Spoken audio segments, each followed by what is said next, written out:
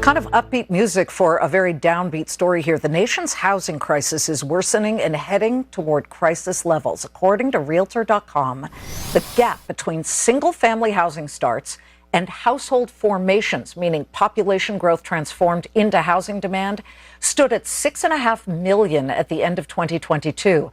The most recent number, calculated at the end of 2023, so yeah, a year later, shows that gap has stretched to a yawning 7.2 million.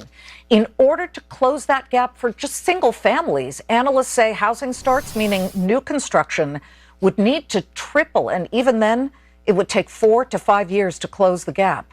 What could be faster? Well, retrofitting older office buildings into apartments and condos, an idea that's now getting serious traction. But how do you fast track that? Joining me now in a Fox Business exclusive, Naftali Group Chairman and CEO Miki Naftali, who 20 years ago bought the famed Plaza Hotel, and you convinced skeptical city leaders and regulators surrounding neighbors to let you convert it into a mixed use that had a lot of condos.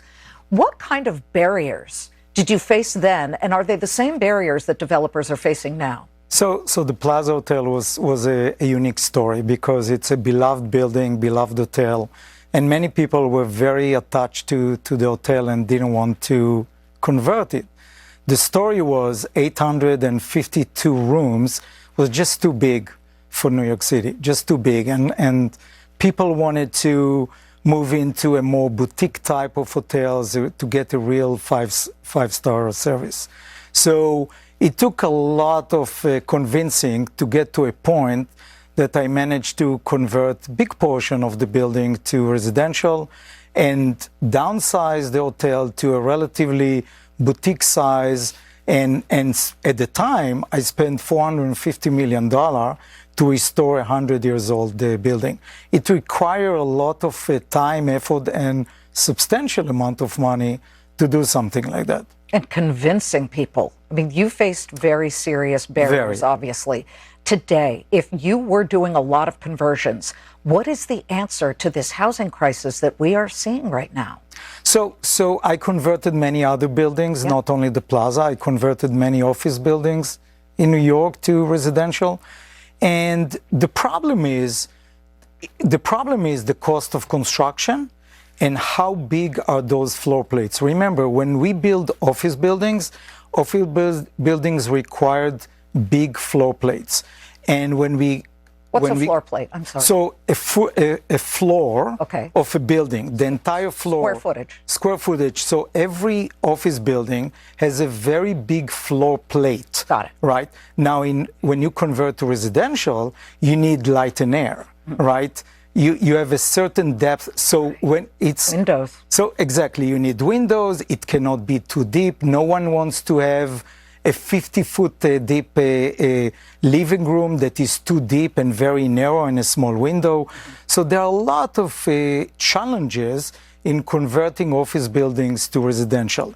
Having said that, it goes back to the cost of construction, the size of the building that you're about to convert, and how much you can either rent those apartments for or how much you can sell them for.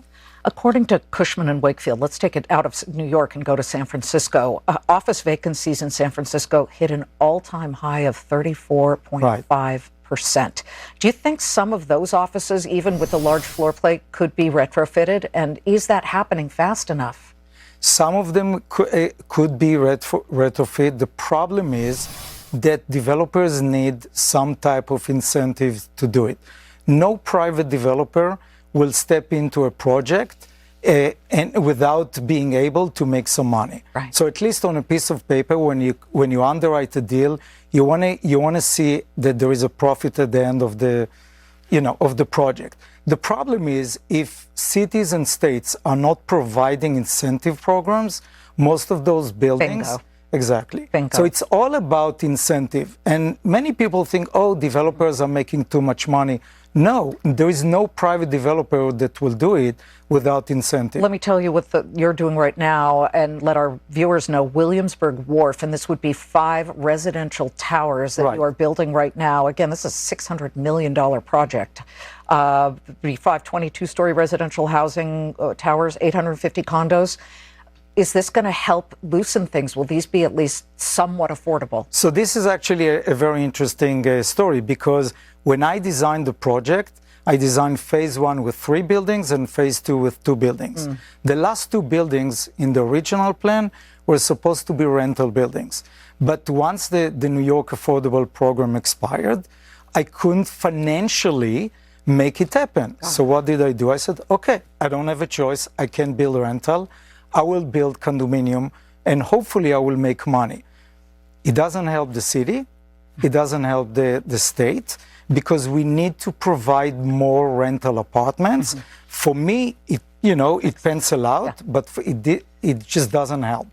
Miki Naftali, telling it like it is. We appreciate it very much. Thank you for coming on. Thank you very much. We will be right back. Stay tuned.